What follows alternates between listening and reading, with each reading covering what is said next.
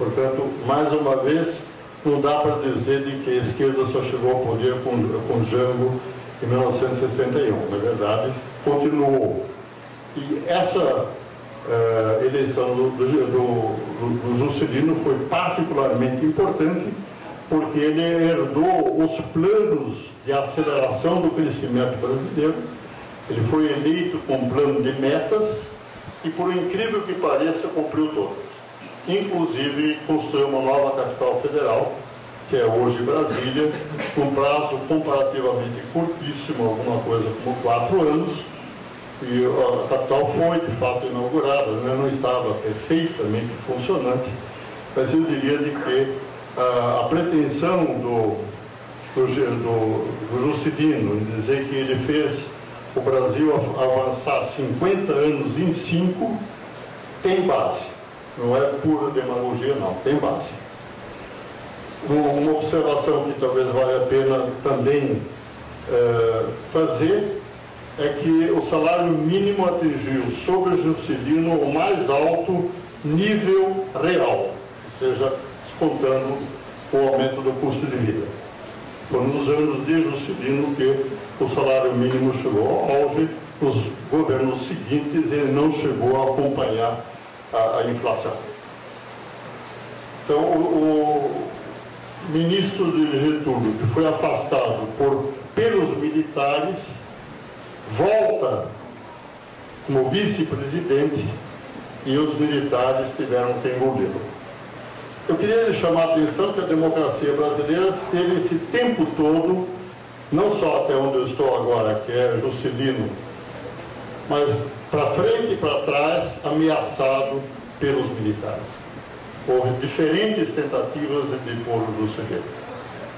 Fracassaram, tentativas principalmente na aeronáutica. Mas dá um pouco o clima.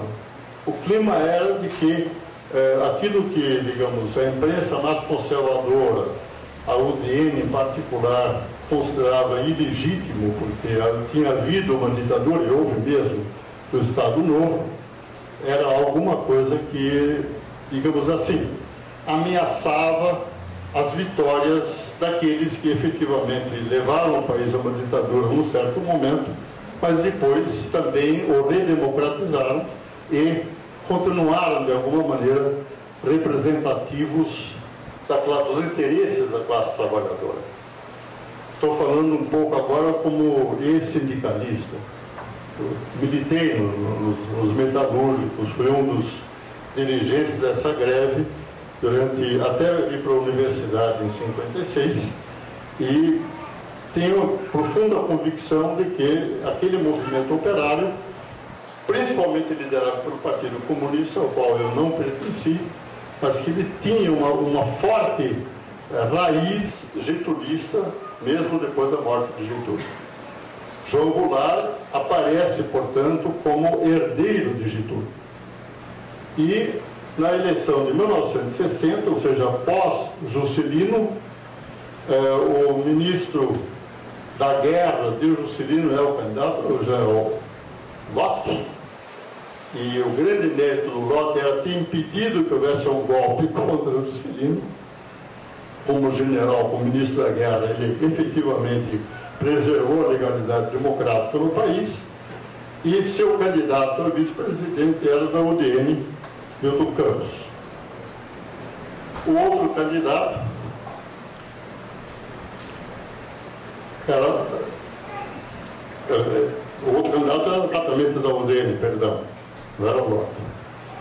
Fiz um engano. Por favor, corrijam. Lott foi o candidato da esquerda, entendido desde o PSD até o PTB, inclusive o Partido Comunista. Enfim, a esquerda, de uma forma geral, procurou votar no Lott. Só que Lott era profundamente anticomunista e sentia-se muito mal com os apoios que ele estava tendo. Então, nos comícios que ele fazia questão de se mostrar anticomunista, o que efetivamente esfriava o entusiasmo de uma grande parte daquela gente. E Jânio Quadros, que era o candidato da UDN, com o candidato a vice-presidente da UDN, Milton Campos, governador de Minas Gerais, foi o vencedor. Mas aí vem um ponto importante. Ele foi o vencedor para presidente, mas não para vice-presidente. Quer dizer, a chapa Jango, foi vencedora. Ou seja, nessa eleição, o voto para presidente e vice-presidente eram independentes. Então, a direita elegeu o presidente, Jânio Quadros, e a esquerda elegeu o vice-presidente, Jango Goulart. Isto vai explicar por que nosso ciclo aqui chama de Jango a Lula. Porque Jango é apossado, ou empossado, desculpe, e, a meu ver agora, tantos anos depois, eu tenho a impressão que ele não tem a menor ideia do que ele queria fazer. Ele tinha sido prefeito aqui de São Paulo, foi depois governador aqui em São Paulo, mas o que ele consegue fazer nos primeiros meses do seu mandato é proibir linha de galo, coisa que eu saúdo hoje, mas que sinceramente não era uma prioridade nacional, proibir o uso de biquínis da praia. Enfim, ele tomou uma série de medidas moralizantes, se vocês quiserem, mas sendo maior significado, sendo que passou a ser atacado por Carlos Lacerda, que era um jornalista importante, tinha um jornal próprio, a Tribuna da Imprensa, e ele concebeu, então, um golpe político mediante sua renúncia. Naquele momento, agosto de 1961, ele tinha tomado posse em março, ele estava 5 meses no poder. Naquele momento, João Goulart, como vice-presidente da República, estava em visita oficial à China. E era notório de que os militares não aceitariam João Goulart como presidente do Brasil. Então, ele aproveitou essa visita para renunciar à presidência, com a ideia de que haveria um levante popular contra a sua renúncia. Creio que ele foi muito inspirado pela carta testamento do Getúlio. Ele imaginou que essa enorme comoção popular se repetiria a favor dele e, ao mesmo tempo, os militares vetariam que João Goulart o sucedesse, já que ele renunciou. Isto é hoje uma confissão dele. Na época nós deduzíamos isso, mas não tínhamos certeza. Mas ele deixou por escrito que ele queria fazer isso, ele se achou muito engenhoso, só que no momento em que ele mandou a carta renúncia ao Legislativo, se não me engano, à Câmara ou ao Senado, não recordo, todo mundo começou a perguntar o que vai acontecer agora. Mas ninguém teve a ideia de fazer um movimento não renuncie, Jânio volte. Então o tiro saiu completamente pela culatra e nós entramos em mais uma crise política, porque efetivamente a Constituição, a lei e tudo mais exigia a posse de João Goulart. E João Goulart efetivamente foi empossado depois de um momento, eu diria, de quase guerra civil, porque o governador do Rio Grande do Sul era Brizola era cunhado de João Goulart, além do mais, mas era do PTB e assim por diante, e o Brizola montou um esquema de resistência política e militar no Palácio do Piratini, em Porto Alegre. Então, a possibilidade de você ter algum confronto militar, etc., ao redor disso, não era pequeno. Eu acho que esse fato contribuiu para que você chegasse finalmente a um acordo, e o acordo foi mudar a Constituição correndo, introduzindo o parlamentarismo no Brasil. Então, o João Goulart leva semanas para chegar aqui, ele não volta ao Brasil antes que o assunto esteja resolvido, provavelmente com medo de ser preso, e finalmente se chegou a esse acordo, o parlamentarismo foi introduzido e João Goulart se tornou então presidente. A presidência de João Goulart, entre 61 e 64, que foi o golpe militar, foi, eu diria, extremamente conturbada. João Goulart teve pouquíssimas possibilidades de fazer o que ele queria. Quando ele conseguiu, enfim, chegar à presidência com poderes minorados, mas foi ele que designou Tancredo Neves para ser o primeiro-ministro, e ele tinha bastante influência ainda assim.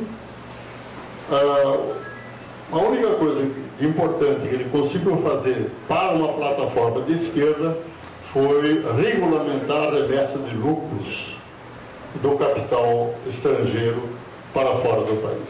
Isso era uma reivindicação da esquerda. Havia uma dívida externa que Juscelino havia deixado bastante grande e uma inflação bastante forte também.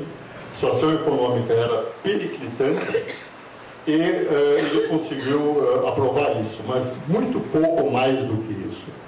E o golpe praticamente começa com a posse dele.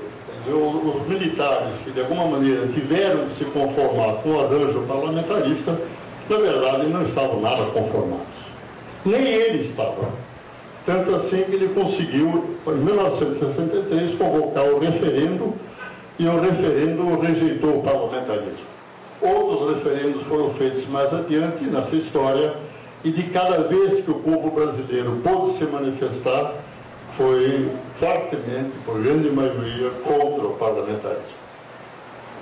Bem, João Goulart recebe o governo numa situação, eu diria, ruim. O plano trienal que Celso Furtado faz para ele é um plano que procura reduzir a inflação estava realmente forte, e ele cumpre esse plano e conduz a economia a uma primeira forte recessão. Temos uma recessão, eu diria, bastante acentuada em 1963, o que o enfraquece, embora tendo recebido agora plenos poderes presidenciais, o seu prestígio junto à população era, eu diria, bastante pequeno. Esse enfraquecimento ajuda ao golpe militar que será vitorioso em 1964. O confronto político é agudíssimo nessa época. Esse golpe militar de 64 foi muito diferente da deposição de Getúlio Vargas em 54, 10 anos antes. Por quê? Em primeiro lugar, porque houve uma forte aguçamento da Guerra Fria. Ou seja, várias revoluções comunistas, vou chamar assim, foram vitoriosas nesse período. A mais importante é a chinesa, que levou praticamente 1 bilhão e tanto de pessoas, o segundo maior país do mundo, para o comunismo. Mas outras revoluções em outros lugares, inclusive na África, na Ásia e assim por diante. O fato é de que a Guerra Fria, ainda o mundo livre, liderado pelos Estados Unidos, e o chamado mundo socialista, o bloco socialista, pela União Soviética, se agudizou fortemente. Nesse mesmo período houve a Revolução Cubana. A Revolução Cubana enlouqueceu a esquerda brasileira. Estou falando como parte dessa história, falando do que eu fiz parte de um comitê de defesa de Cuba. Mas houve centenas de milhares, quer dizer, houve uma revolução num país latino-americano que adere ao comunismo, expropria o capital imperialista e, enfim, estatiza os meios de produção daquilo que nós considerávamos na época o socialismo. Então, o primeiro país socialista na América Latina. E conseguiram isto através de luta armada, de guerra de guerrilha. Então, a epopeia de Fidel Castro, Raul Castro, Che Guevara, foi uma coisa fantástica. E a esquerda se radicalizou. Um dos slogans que na época veio de Cuba é: transformemos os Andes em Sierra Maestra. A guerrilha começou na serra, depois desceu, conseguiu, com apoio de muita gente nas cidades, enfim, conquistar todo o país. E a ideia era que se podia fazer em qualquer país. Houve, portanto, uma radicalização, eu diria, forte, que não dependia nem diretamente de Jango como presidente, nem também dos que se opunham a ele. Era uma coisa histórica. Nessa mesma época, guerras de guerrilhas estouraram em várias partes da América Latina, particularmente na Venezuela, mas também na Colômbia já estava, né, essa infindável guerra de guerrilhas lá, mas em vários outros países também.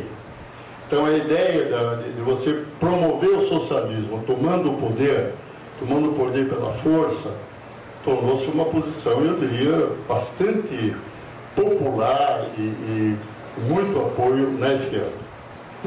Os militares, portanto, se decidiram a depor João Goulart com a acusação que ele estava preparando o golpe. A esquerda, através de João Goulart, iria impor uma ditadura de esquerda, etc., e fazer o que Fidel Castro estava fazendo em Cuba.